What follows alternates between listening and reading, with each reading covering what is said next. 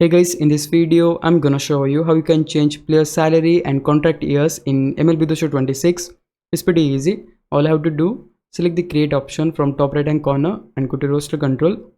Select edit player, and right here by pressing L2 R2 key you need to choose the team where your player is. Mine one is in this team, and the player I wanna change the salary and contract years for is this one. So we have to select that player and go to the option edit player. Right here go to general, scroll, and you're gonna see the option contract term, or you can say contract years, which you can change from 1 to 10, whatever you like. Underneath of this we have the option for contract salary as well, which you can change like this by using your d-pad.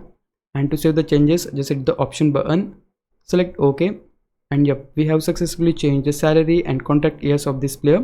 And just like that, you'll able to change the salary and contract years of any player in MLB 26. If you found this video helpful, please leave a like and subscribe my channel. Thanks for watching.